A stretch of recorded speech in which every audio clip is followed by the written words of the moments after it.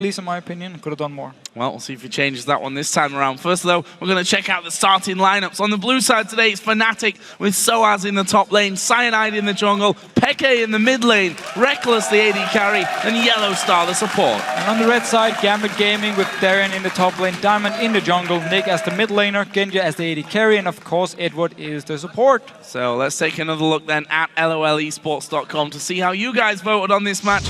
And according to those numbers, you picked Fnatic by 84%. We have to be clear about this. Fnatic versus Gambit is a classic matchup. Yes. It used to be a classic matchup. It's kind of the point here because this is not the 2013 Gambit that pushed Fnatic on all levels when it came to particularly the spring split final, if you remember that best of 5 real thriller of a game. This is not the same Gambit. No, and also look back to Season 2, where Moscow 5, Gambit, of course, were dominating everything. It's very different for the team here, of course. Without Alex, was a big hit to the team, but nothing really works for them at the moment. I mean, the 2 games they played is super weak. They didn't stand a chance. I mean, they got outclassed and just lost every lane early on and lost the game from there on. They really need to step it up here against Fnatic. Not sure we can even say Alex gone and now we've got Nick and he's not performing. No, That's Nick is why, doing because fine. Nick's doing really, really well in his new role at Gambit. Let's move on from that one though, as we are getting into Champion Select and the first 2 bans coming out. No surprises here. KL for Fnatic, Kassadin for Gambit. So KL being banned away against both Darien and Nick, and of course Kassadin very standard.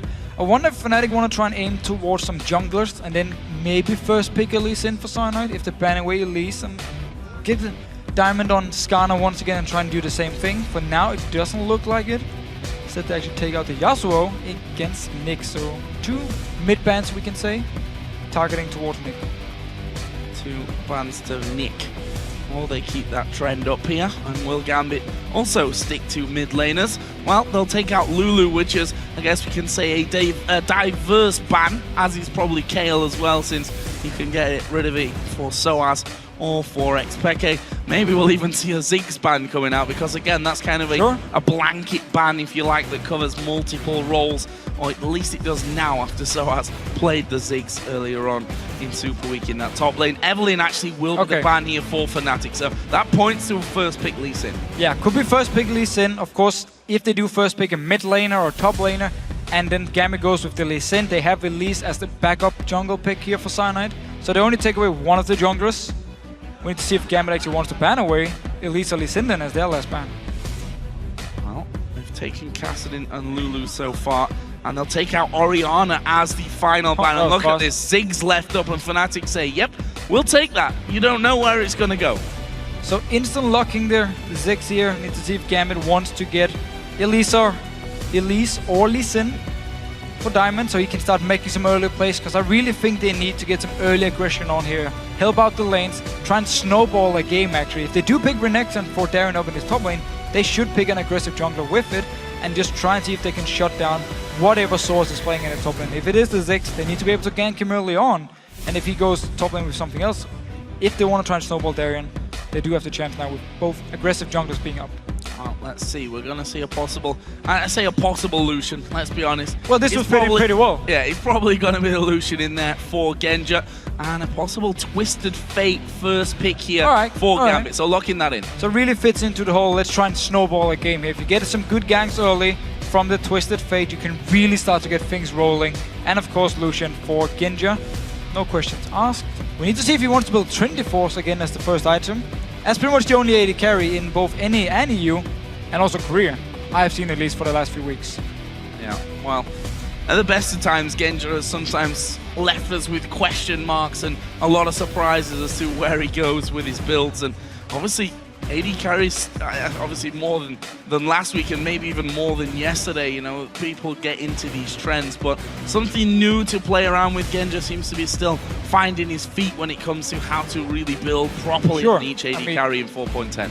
If he gets enough time with it, he will get to his late game point anyway and be very strong. So we need to see what he decides to build, and if he thinks it's the best build, then of course, fair enough. And yeah. Well, you're not going to get any of the junglers here. No. Mr. So Diamond. That's one way to do it, right? You ban out Evelyn, and then you take Elise and you take Lee Sin, which tells us then that Soaz will have that Lee Sin in the top lane. Yes. As we saw from him yesterday, we're going to have Ziggs in the middle lane for Expectate up against Nick's Twisted Fate.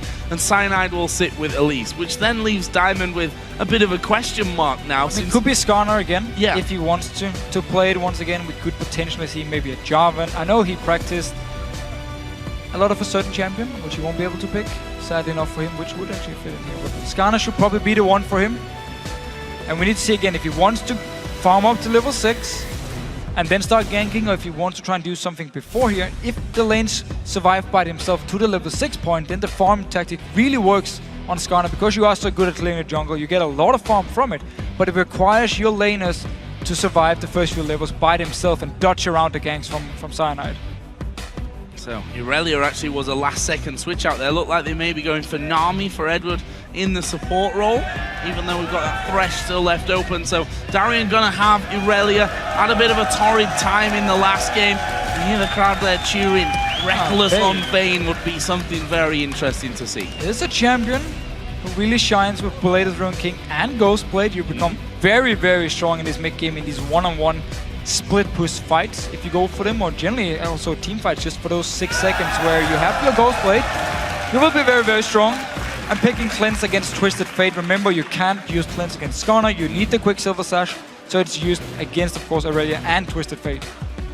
So, interesting. Fnatic need to lane swap this one, though. I mean, you have Cleanse and you have Vayne. It's a very risky lane early on here. We need to see if they get the lane swap or what Gambit can do against them. Yeah, especially against something like Nami, who's going to have a couple of different options to really lock you up. Let's see, though, what Gambit decide to end with here. Looking for that support for Edward around in your screen. And to be honest, he's impressed us recently with Thresh, but it's going to be Nami. Yeah, so very nice to set up ganks with Twisted Fate. If you land the gold card, very easy bubble. You can then follow with, so you have a lot of CC.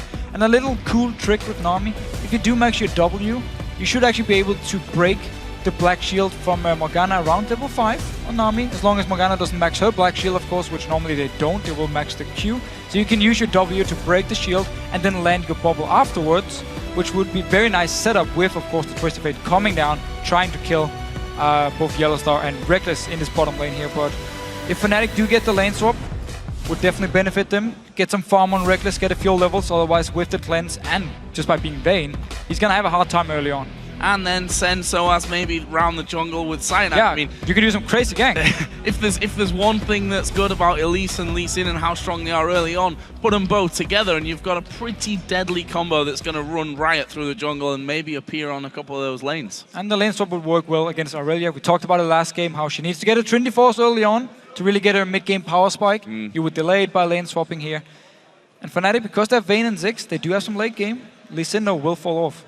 Well, guys, now that you know the champions, you still think that Fnatic are going to win this game, or can Gambit turn it? Tweet hashtag FNC win or hashtag GMB win to @LOL Esports.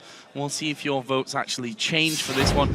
Something tells me that they possibly won't. If we look down that Fnatic lineup, you've got Vayne, a champion which you've seen Reckless previously on do wonders with. We know that Vayne right now and how the items have really changed around in 4.10.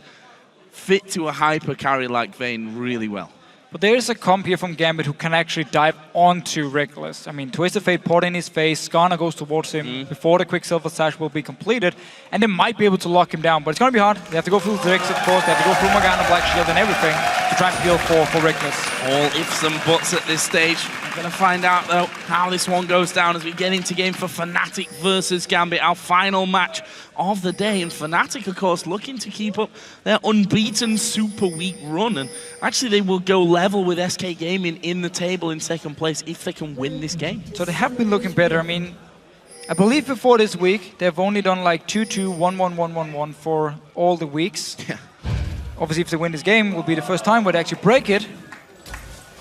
And it would be good for them because they are looking better and better. They seem to figure out the 4.10 here. Of course, we could give some credit to Aranir, the new coach. And we need to see how they want to play this comp because they do have the option of putting Reckless in one lane. We're talking out of laning phase, of course, here. Put him to split push and put Source in a different lane to split push as well. And then try and simply stretch Gambit out. But it's always risky against the Twisted Fate because he can just pour down and turn a one-on-one to a 2v1 very, very fast. So I'm not sure how they exactly want to play with this combo, or they just want to look for team fights and protect Reckless as much as possible and let him do all the work in these fights. The vote there, 68% to Fnatic, still on the same team, but come down a little bit from the LOLesports.com vote, which was 84%. Yeah, it was like 84 or something. In favor of Fnatic. So, you guys thinking that maybe Gambit will be able to turn this one? As I said before, Fnatic versus Gambit, a classic match over the years. Maybe a little bit different now. Gambit really struggling here in the summer split. But look at all these early wards from Fnatic in the jungle of Gambit to try and spot out, okay, where they're sending their duel. And we need to make sure Reckless and Yellowstar go the opposite way. We need this lane swap. So they have a lot of deep wards. And they will actually spot now 4 members, also the dual lane from Gambit moving to this red. So they know we need to send Reckless and Yellowstar down to this bottom lane now. Even though they're far away, they have to run the entire way down and dodge around Genja and Edward. So I was trying that with the Q. Of course, he's a lane Sin rather than a jungle Lee Sin, so not going to have. For now, it's going to be jungle Lee Sin. Yeah, for now, he is. You're not wrong on that front. Actually, sticking around with Cyanide's Elise right for the start of this one. It's going to mean that Peke and Nick, since his buddy systems are in place, maybe have a bit extra free time. Look at Yellowstar's position there. He's actually just going to spot them coming across, and now Soaz and Cyanide moving towards that middle lane area. There is Yellowstar just going to try and disrupt them a little bit. Yep. That might be enough time for Fnatic to actually come over and get involved on this blue buff. Yellowstar continues to be a real pain in the rear end. There is Ziggs coming around. Diamond going to take a lot of damage. But here comes Lee Sin. First blood comes in for Yellowstar. Darian's going to have to flash here. Will flash away. And that frees up the blue buff for Fnatic and the first blood. That was so nice tactically. Such a smart play. I mean, both Lee Sin and Elise will take the blue buff. The first blue buff very, very fast, and then they can just move instantly over with Yellowstar, trying to delay Gambit as long as possible. And because now Lucian is in this top lane, Edward hasn't shown himself out in the mid lane, now moved towards the top lane once again. They know there's only the chance of someone like Diamond maybe making it a time to stop them from this dragon here. Well, and he decided not to run down there. Yeah, started coming but backed away from it. Fnatic really not messing around at the start of this game. First blood coming in early, managing to steal away both blue buffs and getting a dragon here. 3 minutes 40 into the game. That leaves them 1,300, 1,400 gold ahead right from the very get-go. And look at this, Darian may end up being the first victim. Reckless does take a tower hit, but there's the Q landing. Darian's going nowhere. Cyanide gets that kill, although Morgana did go down to the tower, so it's not really a problem for them. No damage was done to him, and therefore no kill for Gambit. What a start for Fnatic. Such an aggressive and such a good start here. You got Dragon, you got double blue buff, you even picked up the first blood and the second kill now onto Darian, forcing his teleport as well. He will be able to pick up some farm though. Soar still on 1 CS. Been running around, part of Dragon and kills instead of farming. So Darren at least now can get some farm. He's one-on-one against Reckless at the moment. Both AD carries, of course, even on farm. They've just been staying in their lanes. And yeah, those mid laners just like, well, a lot of action, not really for me. There is a satchel charge onto the gold card. He flashed me there. Free bubble and a kill for Gambit. And just like that, turning it on completely. There's a stun though on the wall against Darian. The knock-up and the binding coming in. And I don't think Darian's escaping this one either. Tumble will leave Darian with literally nothing. He's going to run into the tower. It'll be the death of him anyway. He tried. He wanted to get into the tower, hope the kill will go over to Yellowstar. Instead, Reckless managed to pick it up. Edward still staying around this mid lane here. We did see the combo with Twisted Fate, point and click stun. You follow up very easily with the bubble and just have a lot of CC to actually take down X-Peki on Ziggs here.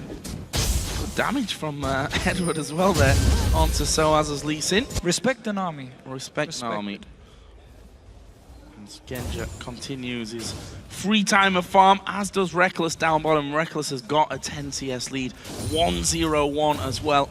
It's 3-1, 5.5 minutes in. Not a scoreline that we've been really used to seeing, although I have to also say, when we look at trends, 4.10 has brought us a lot more kills generally in a lot of the games. So we have had 2 slow games today, but the last 2 games have really been action all around the map, pretty much from the start. I mean, we saw early first bloods from the junglers with some ganks. We've seen a lot of dragon fights early on as well. And just some very fast games. And this one, with the start from Fnatic here, if they can keep it going, They can just keep extending the lead. They do need to get some farm on Soaz though, who's still very far behind farm-wise compared to Darien, but will of course have goal from the Dragon from his 2 assists, so he should be happy enough.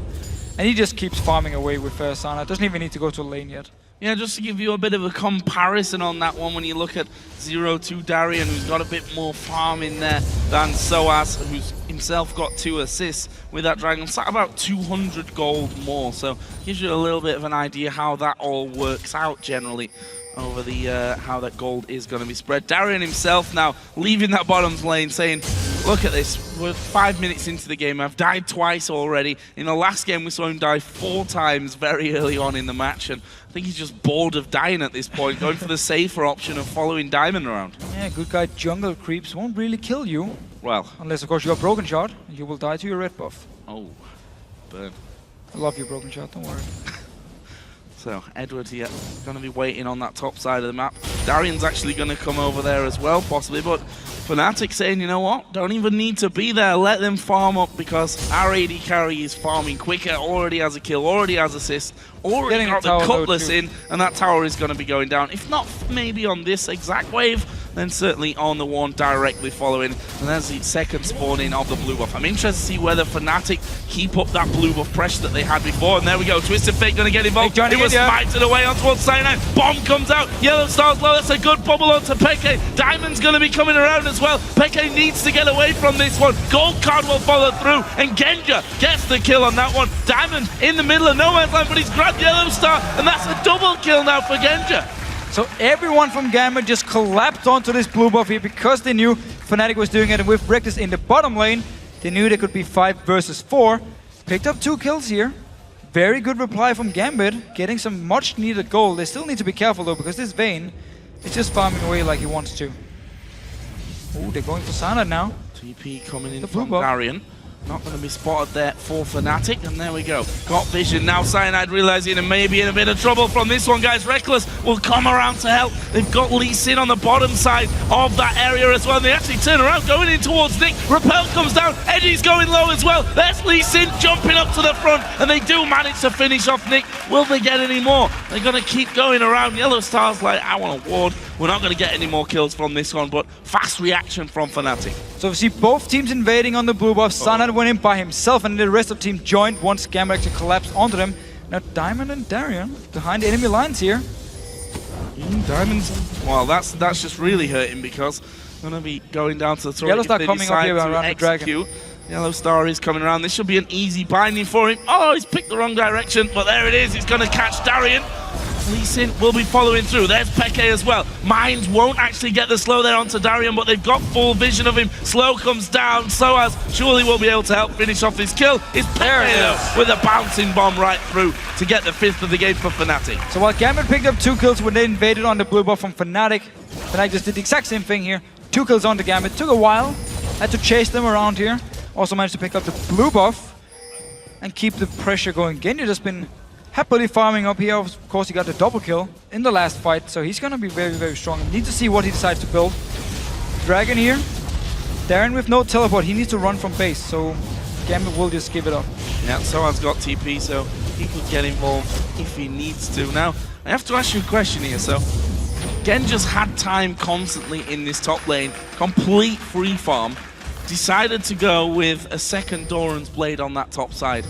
Even though he's probably not getting into any fights in the next couple of minutes the way that he's playing this one. It gives the lifesteal. If he builds Infinity Edge, he's gonna need the lifesteal from the Dorans building up anyway, because he won't build anything. He's not gonna go Bloodthirster, of course, so he's not gonna go Blade. He can still go Blade, but with the double Dorans, and if you do build Infinity Edge, you're gonna get the 6% lifesteal. And from before, Diamond actually did pick up the blue buff, so I was wrong on it. Still 2 kills for Fnatic, but a blue buff for Diamond. Yeah. Twisted Fate, no, you know, not the end of the world if a Twisted Fate doesn't get that buff, since he can sustain his mana thanks to that blue card. And now we see Darien going to the top lane, gonna have a bit of free time to actually farm on that front, and they've sent Genja now down towards the bottom lane, and he's going Trinity Force again, Deficio. Trinity Force once again. Last game I believed after Trinity Force he went towards the Infinity Edge, which, yes, you get some crit from the Trinity Force, but they don't actually synergize too well. You really want to get like a static shift of Phantom Dancer to provide the extra crit for you in Vintage, the synergy.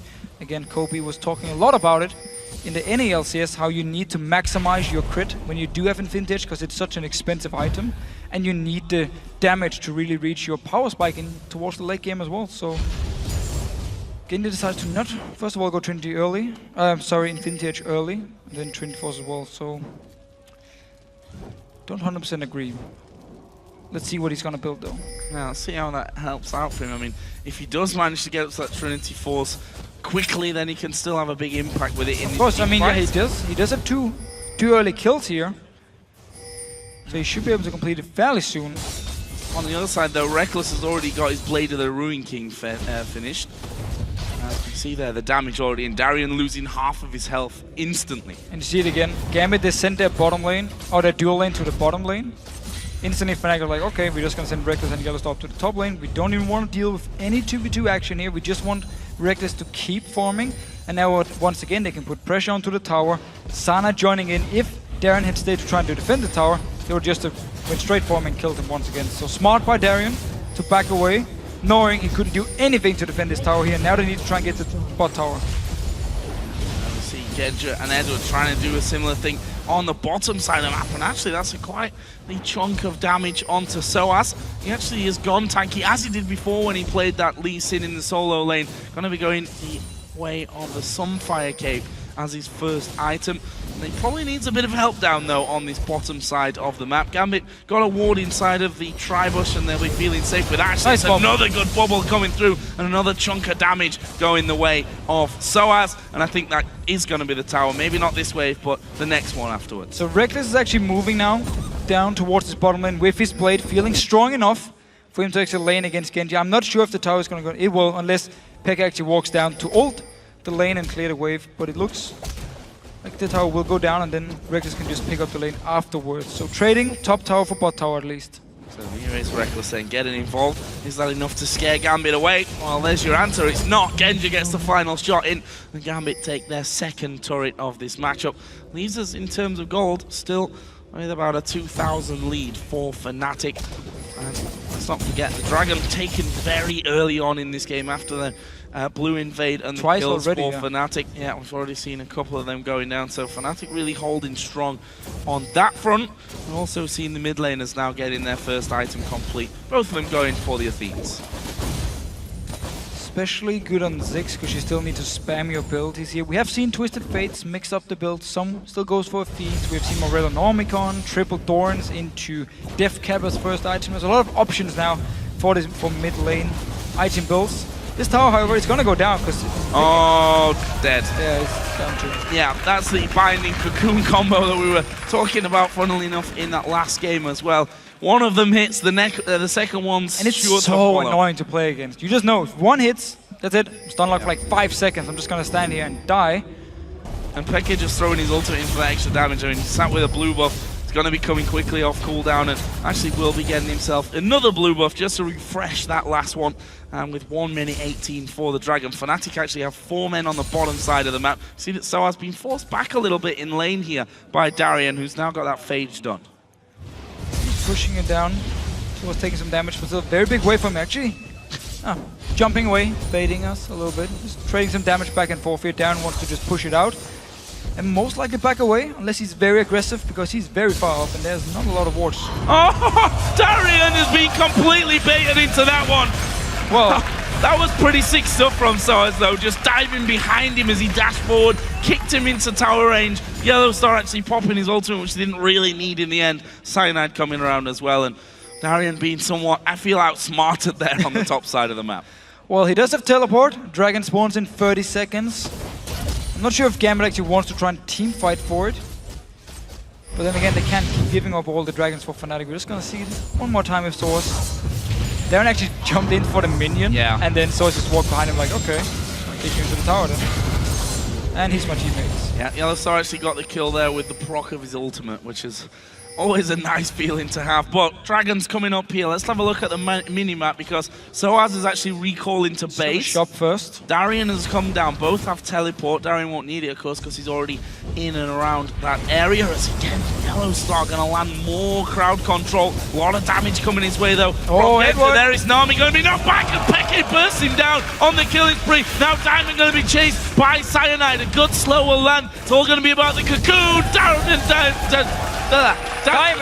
into it. And that was if I can get my words out. Soaz is now coming. There's no tower there for Nick, so it's all about the Q, which does land. Is he going to wait for the gold card? He blasted behind him. Nick will flash away from the binding. Dodges the cocoon as well, but Soaz may just have enough damage. No, Nick somehow survives it. Managed to survive here still. Dragon is alive. Diamond died for it. Edward had to die as well. Both members still have flash ready in case they get out here for a fight with Fnatic now. Only sending 2 members for Dragon is pushing up this mid tower because there's no wave clear. There's ult on Nick to try and go down and join if he wants to help Ginja trying to kill Source or Cyanide here. Ginja gonna try and be a man. Be a man, come on. Need. And that turret has gone down. Teleport as well. Dragon's gonna go. Darian's coming late to this party. And there's 2 champions that could dive over the wall. In fact, the rest of Fnatic coming in as well. Darian caught completely out. That's his 5th death of this game. Makes it at least 10, because I remember 5 deaths from earlier on today as well. Not been a good day so far for Darian. Leaves Fnatic here in this game. Slowly but surely approaching a 10,000 gold lead. So a bit like the game yesterday between Fnatic and Millennium. Fnatic managed to get a lot of wards around the Dragon before everything started. And then he just positioned himself before the Dragon even spawned and waited for Millennium to move into the river. Gambit here. It's the same deal. We get the wards from Fnatic, they're in position, Gambit walks in to try and get some wards down and just get caught up by either Elise or or Morgana, sorry, and end up dying for it. And then in the end it's just another Dragon for Fnatic and some kills on top of it. Source before, didn't manage to get the kill on to Nick Gill. Wow, Edward forced to flash away there. I do actually think before Source when he went in, he flashed a little bit too early. He didn't get the damage from his Q, so he Q'd towards him, Flash didn't get the damage, and therefore Nick actually managed to survive. However, I don't think Fnatic minds. Small mistake, and I might be wrong as well. Just looked like another blue buff either way for Peke. And before the game, we talked about how passive Millennium were against Fnatic and how Gambit couldn't afford to do the same here again today. I mean, Fnatic, let's be honest, at level 1, right at the start of the game, were incredibly, you may even argue, over-aggressive as Darian going to get caught out. Ultimate's running from Morgana. Darian, where he's going, getting stunned up. Diamond is going to be coming around. Has Soaz got the damage, he's landed the Q. It'll be enough, and now even fighting a little bit as well. Binding will be dodged away from. Diamond keeps chasing. His ulti was already used, and Twisted Fate will help secure that one. Now a good tidal wave from Edward over the side, and I think Yellow Star will become another victim. It's going to take a while, but it is a double kill for Diamond. Double kill for Diamond here. Gambit were ready for the gank. Nick instantly teleported up. Diamond was running as well to join in for the fight here and turned it around. Darren did have to die, but remember he was 0-5, so he doesn't really give too much gold anymore. And Gambit can actually afford to sacrifice him and pick up a double kill on Diamond here on the Skarner. Continue to build very, very tanky. Only has the Lizard as damage. Will just become this tank who goes forward towards you, slow you down, try and hook onto someone like Reckless if he can. Expecting could be a target as well. We need to see once they actually build the Quicksilver set. See, the buff control from Fnatic has been very, very good so far as well. Constantly invading once the blue buff of Gambit has spawned on into the map. What's the next target here though for Fnatic? With that taken down, there's an inner turret still left in the bottom lane and in that top lane. For now, seem quite content with getting a little bit of extra farm. There's a long-range cocoon, binding, satchel charge will come across, will explode in time. Everything will explode in time. Nick's gonna fall, and it's Cyanide that goes on the killing spree. So to get the kill once again, we see the whole Elise Morgana was Pekka set it up with the Rubberducky first, forced Nick to outlast early, and then managed to pick up the kill. Now they're moving towards his top lane. Nobody's there from Gambit to defend it. Nick still has about 17 seconds, and his ult should be the same, but this is going to be a tower for Fnatic. Now, I mean, no real reaction here from Gambit. What are you going to do? They managed to lock up Edward. Soas going to try and follow through. There's a stun onto the wall, and that's surely a dead Edward here. One more auto attack from Reckless will finish that one. And Fnatic moving so quickly away from the tower to get the kills. They got the tower as well in the end, and now they're going to be pushing Inhibs. And with a Ziggs, I'm not sure how the rest of Gambit that are alive right now outside of Edward, who just went down, going to be able to hold on to this. See, getting some damage and just poking away Diamond, looking to try and engage. Flash is ready. So if the Black Shield comes in from Yellowstar in time, he won't be able to grab anyone. And now Rex is just pushing this mid lane, Source joining in with the rest of Fnatic. A quick spin around from top to mid lane. Constant pressure, Culling used by Genji, actually being knocked away by the satchel charge of Peke. I mean, Gambit do have a decent amount of wave clear in there. Genji going to get locked up. Where's he going to go? Actually does manage to get away to the back. Cyanide crawling through. The Spiderling will be enough to get the kill. Cyanide locked up by the bubble and eventually shut down to a 1v1 there. So 1v1, but still Fnatic, they keep the pressure going, constantly getting some damage on the towers. Seem like they want to back away now. Should have quite some gold after some fights. Some towers going down as well. Dragon in 1 minute. No, they're actually staying with this. Oh, Diamond. Oh, Diamond. Knocked against the wall. Satchel charge. Oh, got good away. Flash, though. Good flash into the bubble. Edward really saving his life there. No follow through from Fnatic. Reckless and Yellowstar and Soas both, all three had flash available. Decided not to go through. Fnatic have got a load of gold to spend, as you mentioned before. Pretty much, well, 12 to 1800 gold across the board. Actually, Cyanide did end up picking up a Randuin's Omen now in there with his Ancient Golem. Dragon in 40 seconds, Source can just pick up some farm, then go back to base and should be able to get to the Dragon before it spawns. He's recalling now. It's a good timing for him, and the rest of Fnatic already moving towards the Dragon area. We can see the same deal. They put up some pink wards, trying to spot out Gambit if Gambit moves in to try and stop them. This time around they are very far away from it. Don't think they really want to go into a team fight here. No, I don't think so either. Then again, they have actually played very aggressive in this game. Even though they fell behind early, they tried to make plays, especially at the blue buff where they picked up the 2 kills. But Fnatic still has been 1 step ahead of them. Especially also, just look at the wards around the map here. The blue wards from Fnatic just in this Dragon area. They can see everything happening. If Gambit moves in towards them, we'll spot them. Yellowstar is waiting in the bush to land a binding, and then they can go all in. Yeah, Brandon into Cocoon, the tried and tested combo out of Fnatic here. That's CC enough to lock everyone up. Then you've got even the time to put that satchel charge in and knock them even closer towards you. There's a binding coming out, didn't quite have the range. Genji actually, in terms of direction, did dodge right into it pretty much, but Fnatic here pushing that mid wave up. Top lane is actually pushing in favor of Gambit. Bottom lane is pretty much even down on the bottom side of the river as that binding close to landing onto Darien as well. Gambit needs to be real careful here. Fnatic are just looking for the fight because they know that so far Diamond might be caught out here. Source doesn't manage to get onto him. No, Sana does. Q landing onto the minion, but here is the push through. Cocoon has already landed. Don't even need the binding. They'll throw that out to the rest of the team, and that leaves a 5 versus 4 with Gambit trying to hold on to the turret. Will Fnatic just say, you know what, guys, let's back away. Let's have ourselves a Baron. So Gambit actually had some good wards in the jungle here to see where Fnatic was moving. Yet Diamond, I'm not sure what he was doing up there in this top lane, got caught out of position, and now Fnatic starting the Baron. Still a ward from Gambit here, so they know it's happening.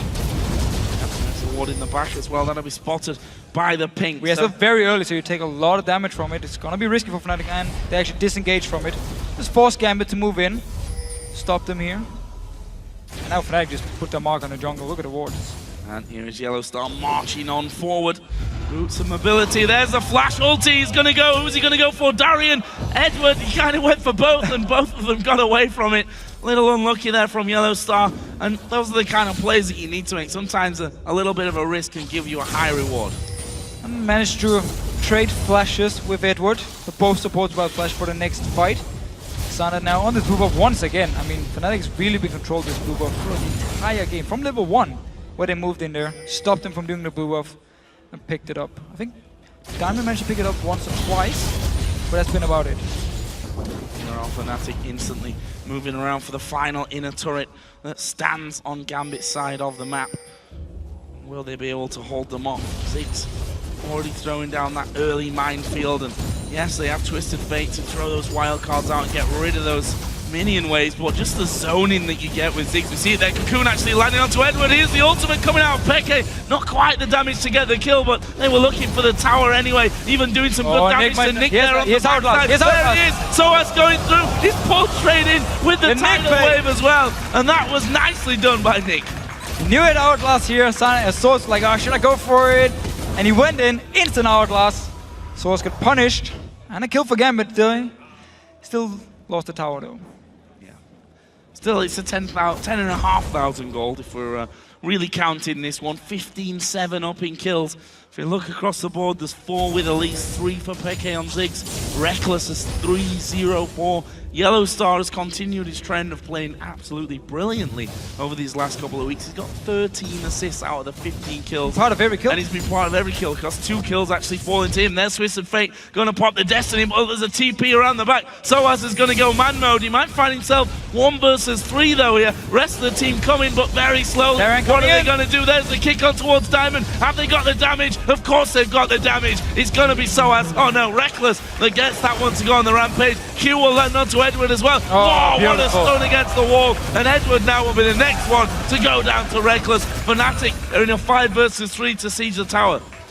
Let's see here, they're actually moving towards the Baron, so want to pick up the Baron buff and then go towards the base of Gambit Gaming. Once again, 2 kills.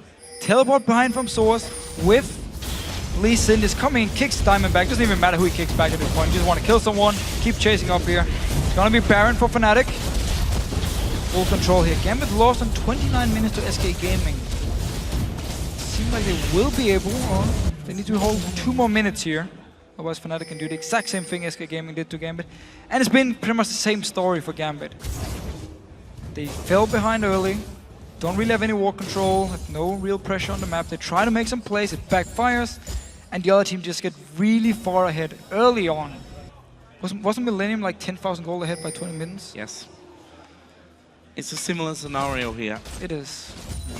Not in a similar way, but this is also a similar story to how Fnatic beat Millennium.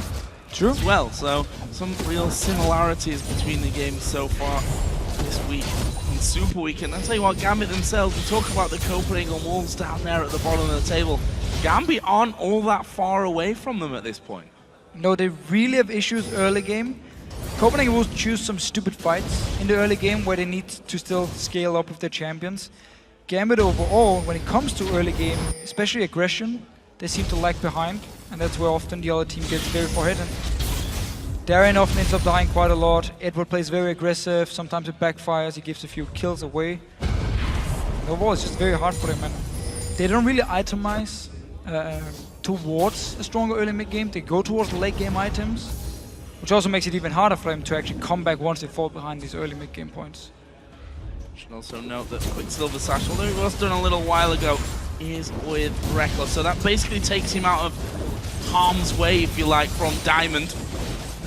Ultimate will be able to be escaped from for Reckless. And there we go, they're just going to go straight on towards the tower. Couple more auto attacks will do it. Cocoon's landed on towards Darien. Have they got the damage to finish through? They just want this inhib now. That's going to create all the more pressure for Gambit to be trying to hold on against this barrened up Fnatic team that have got a 15,000 gold lead against them. They do need to go to the side lanes though and push them out. Top lane seems to be the target for them, and they can do the same thing. Move up to the tower, brute force your way and just hit the tower as much as possible. Back away if Gambit looks to engage. Otherwise you will just take down the tower like we saw here in the mid lane.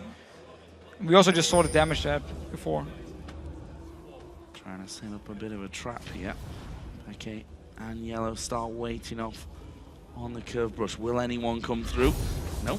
There's a scan on the ward, and then he's like, I could have got a bubble in there if I'd have just tried that one. No real follow-up to be had though from Gambit, and now finally that wave of minions has pushed on through. There's the ulti on towards Edward, and well, he has to just flash away from that one instantly. Knew that the follow-up would probably be enough to knock him down and out of this game. There's another minion wave coming in. The bouncing bombs and zoning power of Ziggs continuing to be a problem and stopping Gambit from really holding on. There's the kick in towards Diamond, who instantly is going to flash straight back in towards his team. Soaz then was the focus, but that's all Fnatic really wanted here, is to draw attention away from the defense of the turret and take it down. Soaz is very low though without teleport. Fnatic still staying around with the Baron buff.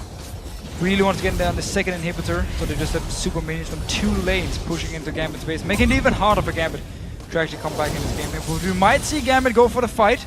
With Source so low, this should be the time for them. He's actually recalling. They need to go and fight here. Oh, Diamond actually stepping forward. They're going to go for Signer. It's a good bubble to the back. Are they going to be able to finish off? A good repel comes in. Ulti from Xpeke. There's going to be at least 1 kill from this one. The rest of Gambit pushed incredibly low. And look at that. The super minions are coming through. Fnatic in a 5 versus 4 may have enough here to finish off the game after 30 minutes. It looks like they will. Both Nexus turrets going down. The constant damage from Ziggs at the back being a problem. Nexus now going to be focused. Darian's going to dive man mode in. He's going to pay the price. Dies once again at the end. And the Nexus now free to be taken down. Fnatic going to be picking up a win. Not before they've gone for a few more kills though. Nick finished off there. Pekka gets the double. The Nexus is going to fall. And Fnatic keep up their solid run here in Super Week.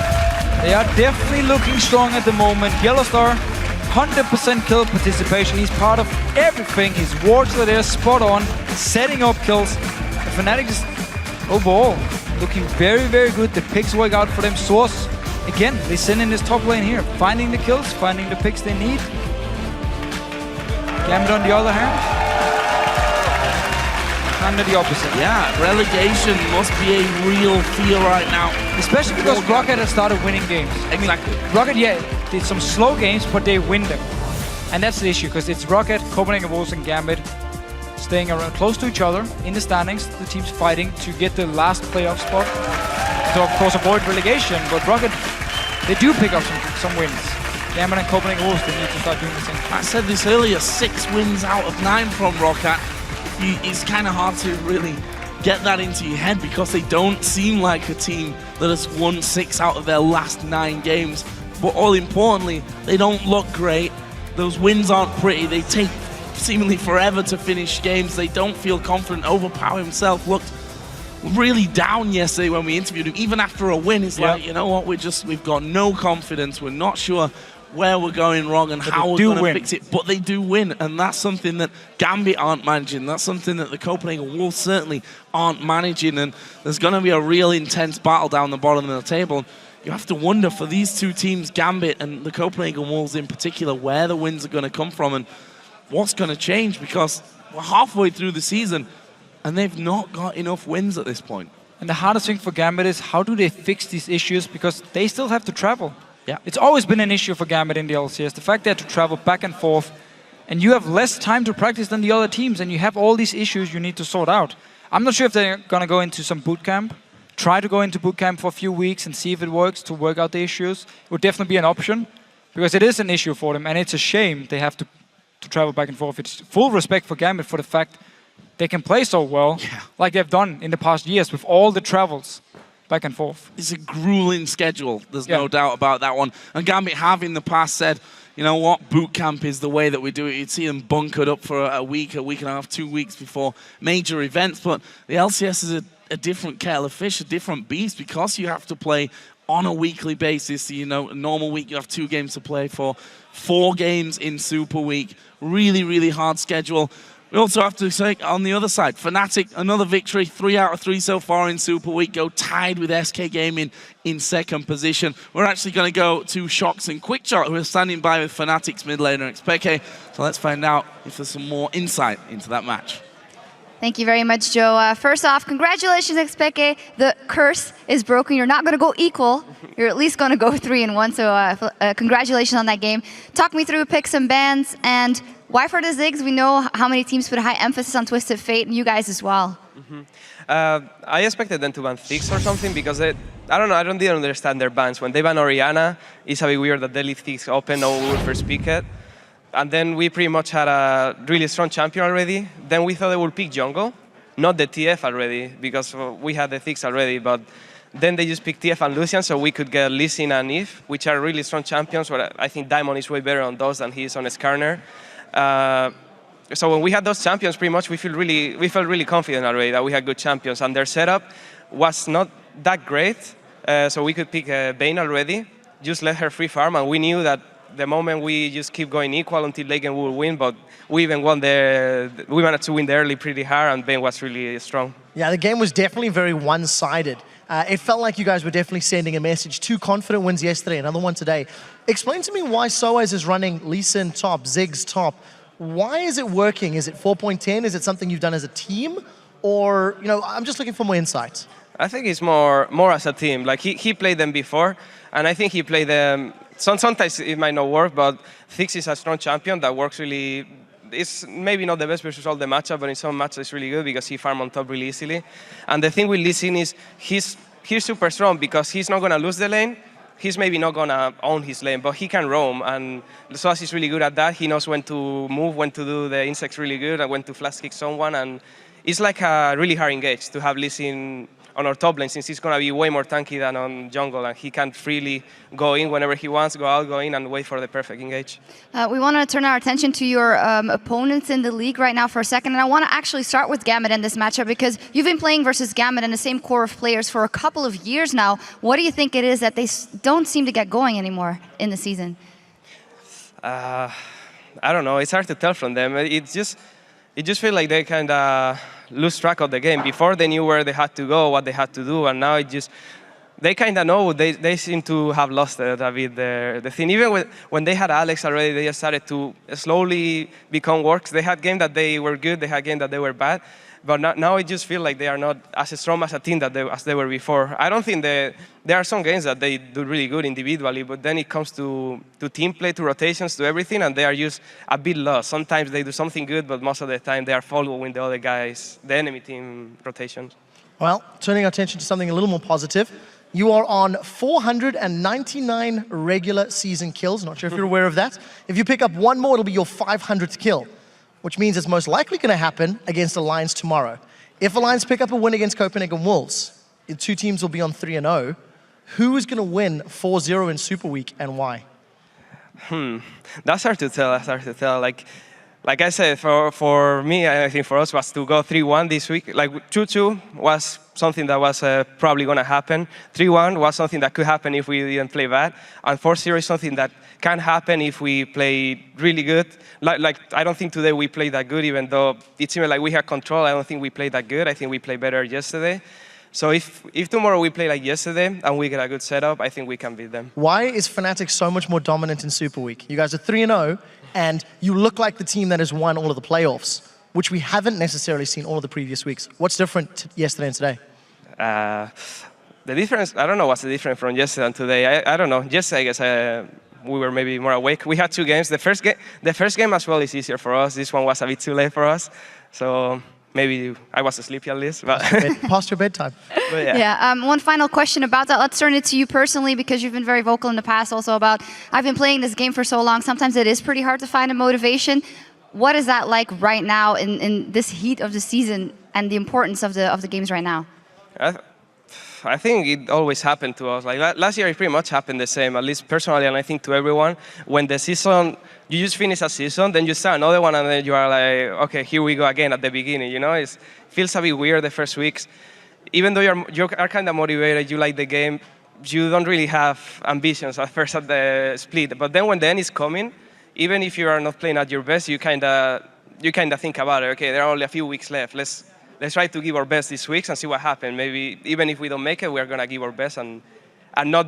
I hate the worst. At least the worst feeling you can have is when we lose by 1 game or something, and then we are like, if we practice 1 week more, we could have made it. So I think it's the best to practice when the end is coming for the super weeks where you can win 4 games in a. Like if you have a bad day, it's really bad. But if you are really prepared and you win 4 games, you pretty much got 1 or 2 positions up in the ladder. Always remember that there's a lot of people that want to be in your guys' shoes, so congratulations. Thank you very much. Thank you. All right, now let's flash back over to Joe and the Fish Show at the desk for an update on the standings. Thank you very much, guys. And with that match complete, let's take a look at where the teams stand after 11 matches so far this week. Alliance is riding a 7-game winning streak and have the best start to a split for any team in the European LCS ever. They remain in first place now at 14-2. SK Gaming's 2 losses today combined with Fnatic's win have the two teams now tied for second with 10 wins and 7 losses. And Millennium have moved into a tie for fourth with the Super Hot Crew, where both teams are 9 and 8. And of course, the Super Week action continues tomorrow, starting with the Copenhagen Wolves facing Alliance. And later in the day, Alliance's second game will find them taking on Fnatic in a battle at the top of the table. And those matches, they start on Thursday at 5 p.m. Central European Summer Time, which is 8 a.m. Pacific. And until then, for myself, Deficio, Quickshot, Demon Shocks, and the entire LCS broadcast team, thanks for watching. We'll see you tomorrow.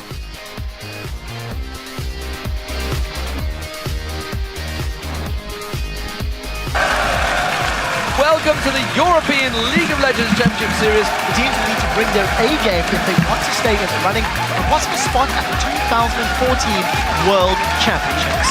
We'll just farm under tower until we hit a certain level. And then we start winning. The Voidoo's on the wave, catches beautifully from Nim there, the bomber on towards. Jesus gets him down, one more shot, Candy Panda goes down, and Rating's caught out, he gets stunned out. We can surrender if you want. You wanna just FF this? Wait, I'm coming. Yeah, we can. And it's a 20-minute surrender, ladies and gentlemen. Let's win game. Let's win this game. Rockat's going to get focused on towards, but the damage is going down nicely from Overpower. He's still alive around the side there. Kevin does manage to get himself one kill. Selma replies. He goes back on towards Kevin. Gets himself a second.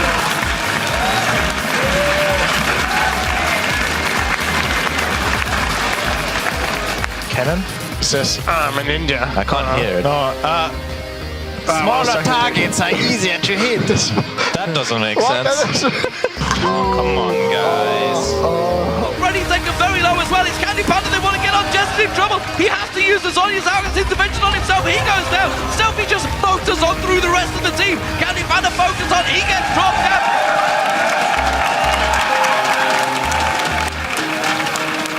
Millennium versus Gambit. Remember Leon and Corky up lane? I do, but You just need to go in. people play different right now. You can't all in level 2 and people die. This could be real bad news for Millennium again. The song looks like Sound Connex is going to be coming around the side, but will it be too late? J-Ree going to go low. He's gone away. He's managed to get away. Connex is onto Diamond. Hasn't got the damage to finish him off. Creator Nate just out. Eddie's low. And Edward may fall as well. I go in. Nice. I stand for man! Nice. Stunner. Come on. Natural push. Nice.